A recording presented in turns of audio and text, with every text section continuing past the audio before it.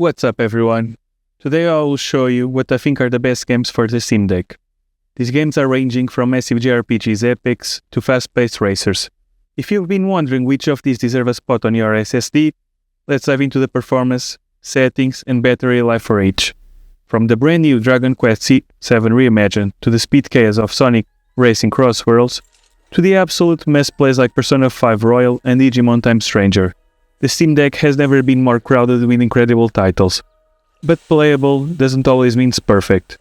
Whether you're looking for a 40 FPS sweet spot for a 100-hour JRPG, or trying to squeeze 8 hours of battery out of a deck builder, I've got the settings you need.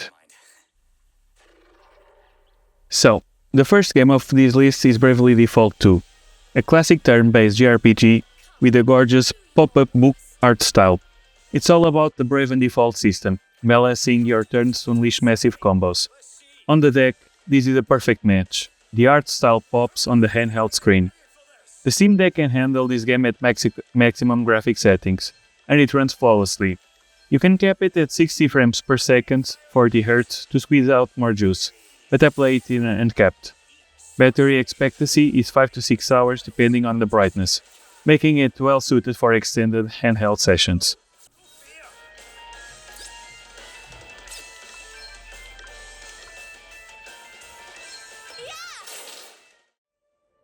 Next, we have Chained Echoes, a 16-bit style RPG with nice mechanics, magic, and a complex political story, beautiful suited for handheld play. On Steam Deck, it's flawless, very low power usage with max settings, giving you around 7 to 8 hours of gameplay. This is an ideal portable RPG for the deck.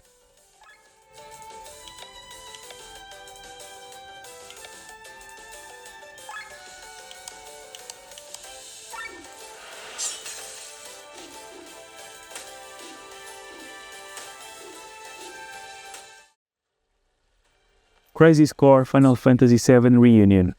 You play as Zack in this Final Fantasy VII prequel. It's faster and more action-oriented than the original Final Fantasy VII. The game expands on a Final Fantasy VII universe through Zack's perspective. Structurally, it's mission-based with short combat encounters and linear progression. Combat is in real time with ability cooldowns and a digital mindwave system that randomly triggers enhancements. Mechanically, it is more streamlined than modern action RPGs, but remains responsive. On the Steam Deck, the performance requires adjustment if you don't use any lossless scaling system. At maximum settings, GPU utilization spikes and frame pacing becomes inconsistent. The optimal configuration is medium settings, FSR enable, 40 FPS cap, battery life I would say 3 to 4 hours. This is a very polished experience, but it demands more power relative to turn-based titles. It should have been me. I should have dealt with Genesis. Yeah. Then why'd you send me?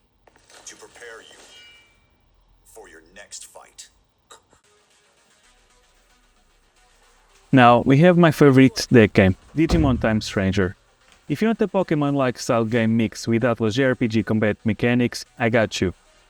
Structurally, this follows the modern Digimon story formula, narrative-driven progression combined with a heavy emphasis on Digimon acquisition.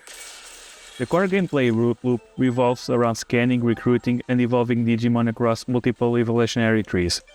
Unlike more streamlined monster RPGs, this system encourages experimentation. Combat is turn-based with elemental affinity, status effects, and speed-based turn order. Mechanically, it leans more into a team composition strategy rather than reflex-based execution. Now, from a Steam Deck performance standpoint, this title is more demanding than a pixel-based RPGs, but not a AAA shooter level.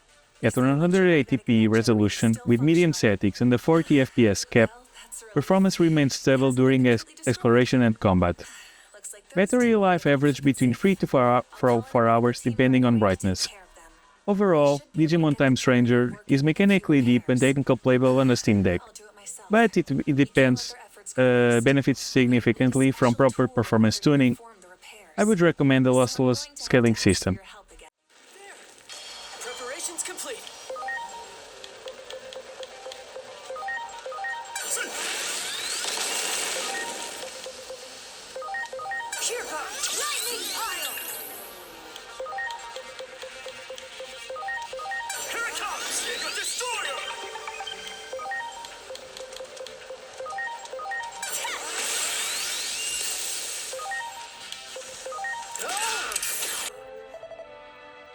My favorite Dragon Quest is Dragon Quest VII Reimagined, massive journey where you restore islands to the world map by traveling to the past. The pacing is slower and more deliberate than modern JRPGs. Combat is traditional turn-based. From a Steam Deck perspective, this is extremely lightweight. The battery life can go up to 5 hours at an unlocked frames per second and max settings.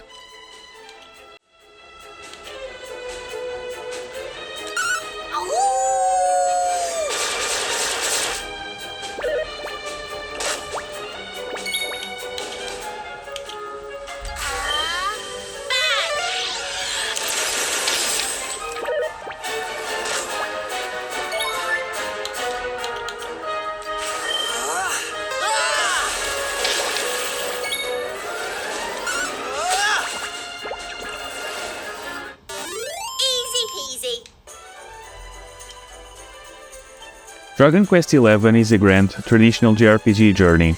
It's long, colorful, and runs brilliantly on the deck. Narratively, it follows a classic Chosen One arc with lots of teammates and combat. Your typical Dragon Quest. Combat is strictly turn-based, with skill trees for each character. It avoids unnecessary mechanical complexity, instead focusing on refinement and clarity. From a Steam Deck standpoint, this is highly optimized. Also, you should run at max settings and capped. Battery life average between 4 to 5 hours. Thermal output remains controlled, and there are no significant frame drops during standard exploration or combat. This is one of the strongest technical fits for the Steam Deck among modern AAA JRPGs. Who else wants some?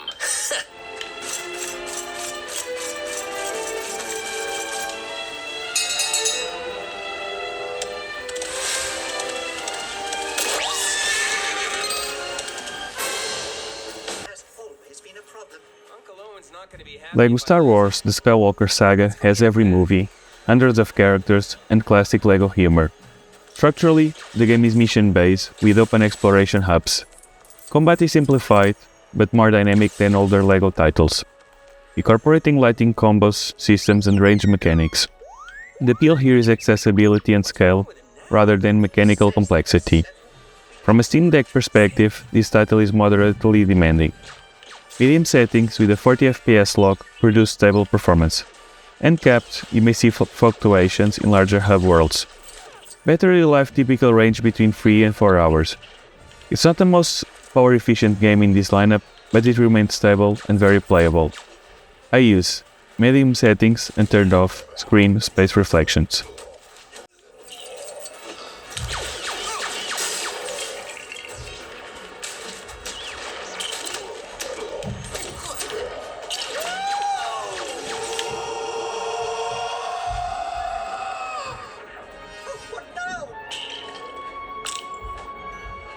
Hello there.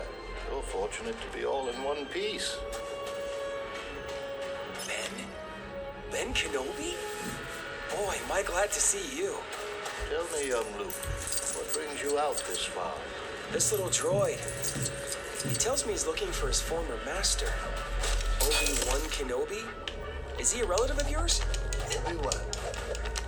Now that's a name I've not heard in a long time. Oh, you know him? Well, of course I know him. He's me. The highly anticipated sequel to Obsidian's space RPG, Outer Worlds 2. More planets, more factions, and even more corporate nonsense than the previous title.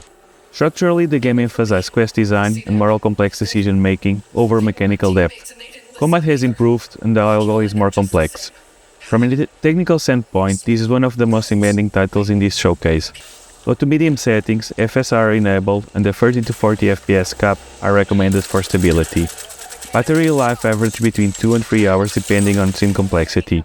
This title is playable, but it clearly pushes its Steam Deck harder than the JRPG titles. Adversary vulnerabilities identified. Restoring the balance.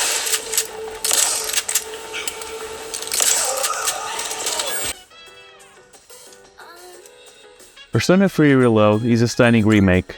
Live the life of a high schooler by day and fight shadows in tortures by night. Structurally, the game alternates between daily life simulation and Tartarus exploration. Compared to Persona 5, the pacing is more focused and the overall theme is much more darker, but still not as dark as Shin Megami Tensei 5. The narrative centers around mortality, time, and as always, your connections with the people you live. Combat now mirrors Persona 5's streamlined design, direct party control, improved user interface flow, and faster transitions. Mechanically, it rewards preparation and social link optimization, just as much as combat execution. On the Steam Deck, this is more demanding than Persona 5 Royal, due to the new engine. Medium settings with a 40 FPS lock provide stable performance. Without a cap FPS, frame pacing can fluctuate in Tartarus. With local scaling, I use everything at max settings and FPS uncapped. This gives me about 3 to 4 hours.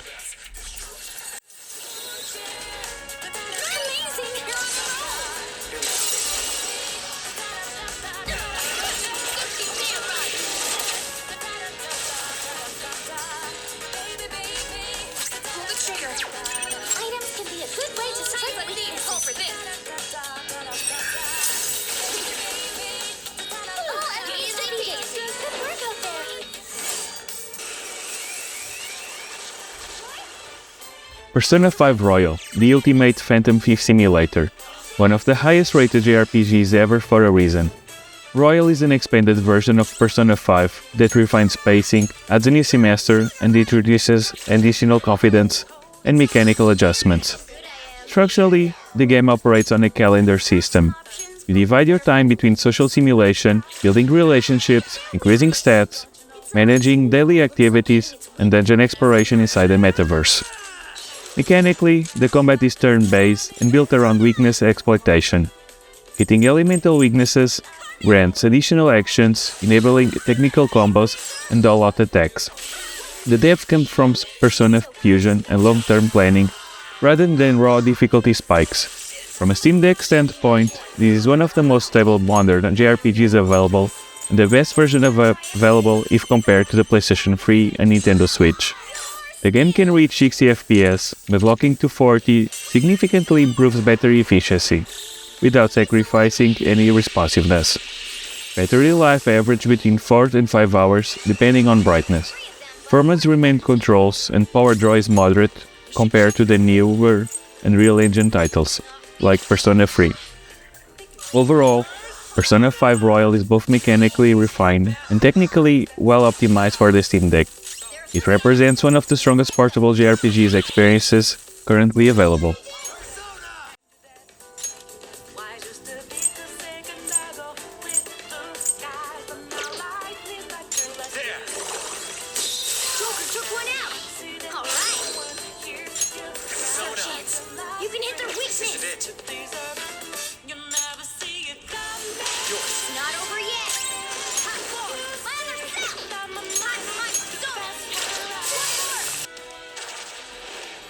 Sea of Stars has a modern mechanics you can find in the 90s RPGs. Turn-based combat with timed hits like Expedition 33 that keeps you engaged. Narratively, it centers on 3 protagonists by elemental powers and one which is a regular cook chef. The storytelling is concise and structurally linear, where the powers combined of sun and moon magic are using to fight the creations of an evil alchemist known as the Fleshmans. Combat integrates timed hits and resource management. While not overly complex, it maintains engagement through encounter design and environmental interaction. From a Steam Deck perspective, this is extremely efficient. At 60 FPS locks, power draw remains low. Battery life can extend between 6 and 7 hours, depending on the brightness. Thermals remain minimal, making it one of the best friendly RPGs that are currently available. I recommend everything at max and FPS uncapped.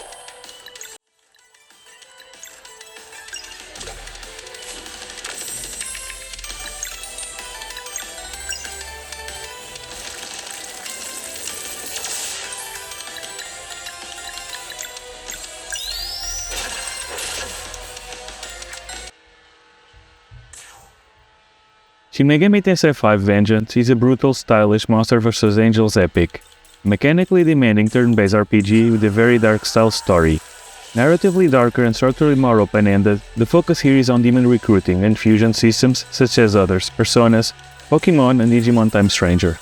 This is one of Atlas' most pushing RPGs. Exploiting weaknesses grants additional actions, while mistakes are heavily punished. On Steam Deck, performance is solid, but more demanding than Persona 3. Battery life averages around 3.5 to 4 hours. GPU usage fluctuates more in large open zones, but overall frame pacing remains acceptable. This game plays best in the Steam Deck in comparison to the first time I played it in the Nintendo Switch. You can put everything in max settings and then cap the FPS for a better visual experience with no FPS drops.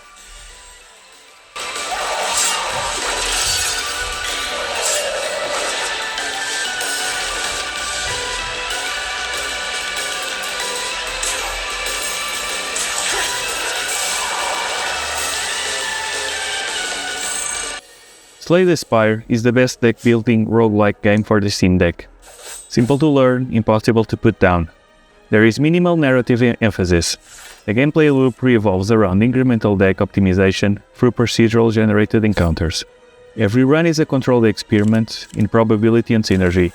On the Steam Deck, performance impact is negligible. Very low water draw and battery life frequently exceeds 7 hours. This is one of the most powerfully efficient titles you can run on a deck.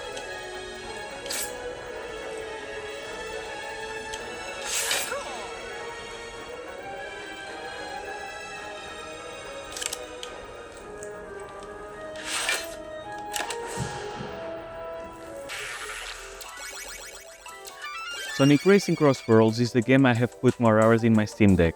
I've played around 60 hours. This high-speed team racing is all about drifting and using abilities to boost your teammates. If you don't own a Switch 2 and still want to play Mario Kart-like gaming, this is the best option, if not even better than Mario Kart World.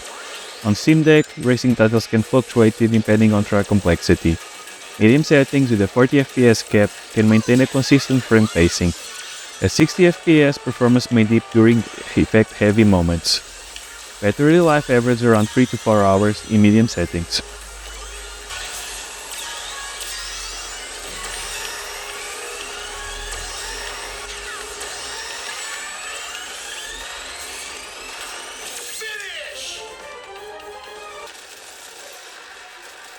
After playing the awesome Space Marine 2, I knew I had to play another Warhammer title. Warhammer 40k boltgun brings me back to the 90s playing in my first computer titles such as The First Tomb and Duke Nukem. Blindingly fast, ultra-violent and dripping with 19th retro style. There's minimal narrative complexity and the promise is straightforward.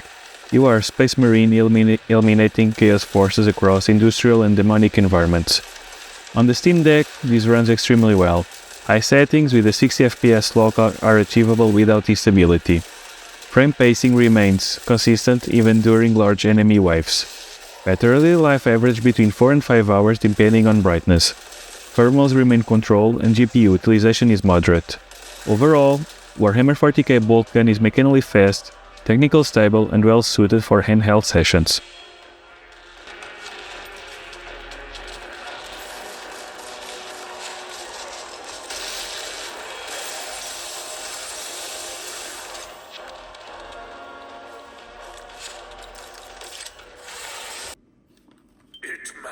Lastly but not least, Dragon Quest III HD 2D Remake is where the legend begins. This is the definitive way to play the classic, featuring beautiful layers of pixel art and 3D lighting. Narratively, this is the beginning of the Urgic trilogy, a classic hero's quest built around exploration and party customization. Mechanically, the game remains traditional, which I don't prefer. On the Steam Deck, the performance is strong. At high settings with the 60 FPS cap, frame pacing remains consistent. The art style is visually rich but not overly demanding. Battery life average between 4 and 5 hours. This is another example of a classic RPG structure, translating extremely well to the handheld play. And there you have it, my favorite incredible titles that prove the Steam Deck is still the undisputed king of handheld JRPGs and adventures in 2026. And for long-term portable gaming, that balance between stability, firmness and battery efficiencies is ultimately what matters to me.